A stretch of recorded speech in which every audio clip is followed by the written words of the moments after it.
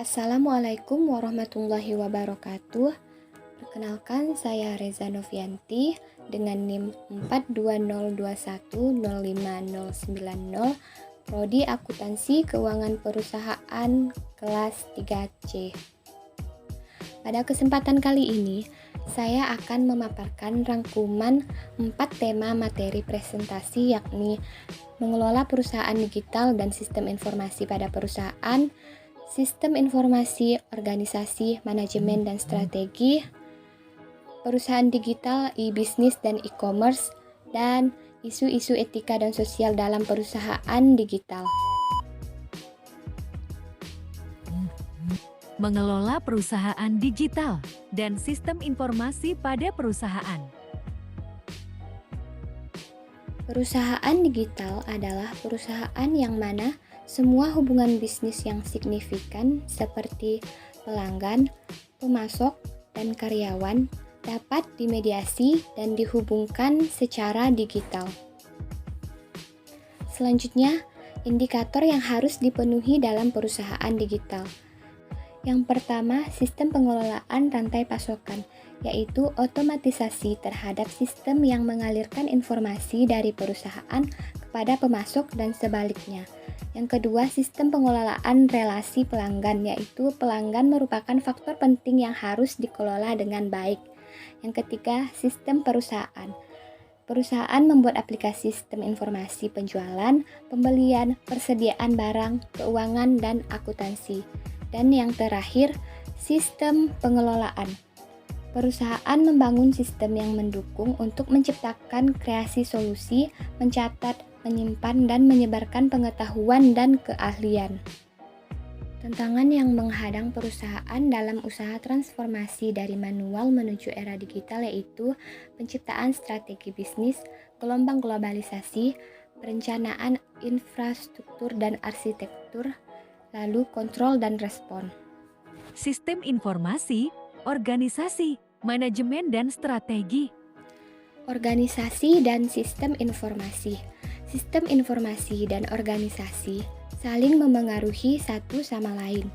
Sistem informasi dibangun oleh manajer untuk melayani kepentingan perusahaan.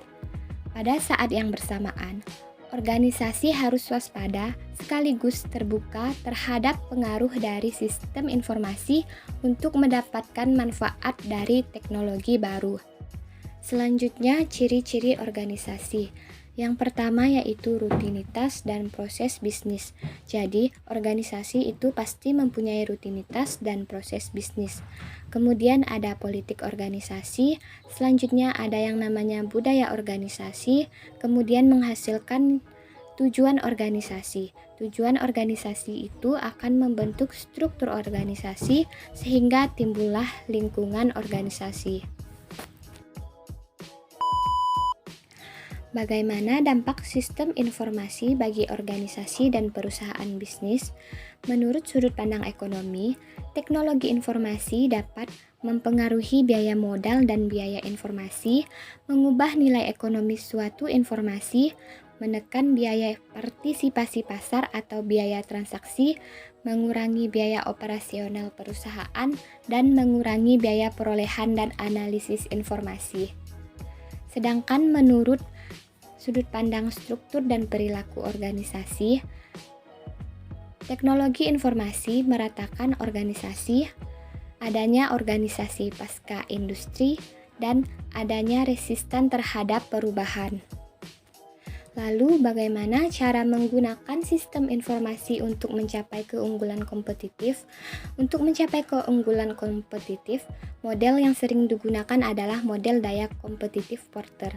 Pada model ini terdapat 5 hal yang dapat memberikan pandangan umum tentang perusahaan, pesaing, dan lingkungan perusahaan, yakni pesaing tradisional, pemain baru di pasar, produk dan jasa pengganti, pelanggan, dan pemasok. Perusahaan digital, e-bisnis, dan e-commerce. E-bisnis dan e-commerce adalah semua kegiatan bisnis yang melalui internet. Kegiatan tersebut mencakup pengadaan bahan baku, penyediaan produk, transaksi, kegiatan jual beli, dan sebagainya. Manfaat e-bisnis dan e-commerce bagi perusahaan yaitu dapat memperluas pasar, menghemat biaya, lebih praktis, dan dapat meningkatkan citra.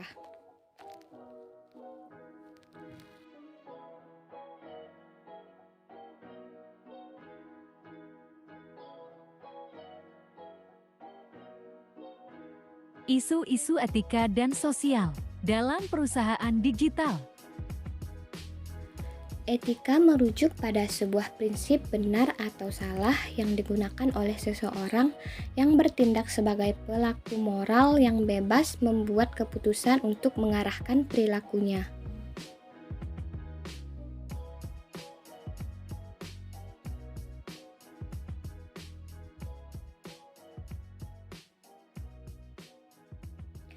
Dimensi etika dari sistem informasi.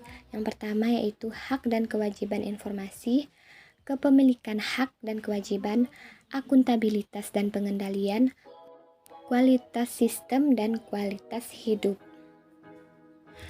Sekian pemaparan rangkuman materi dari saya. Terima kasih telah menonton dan semoga bermanfaat. Saya akhiri, wabillahi taufik wal hidayah. Wassalamualaikum warahmatullahi wabarakatuh.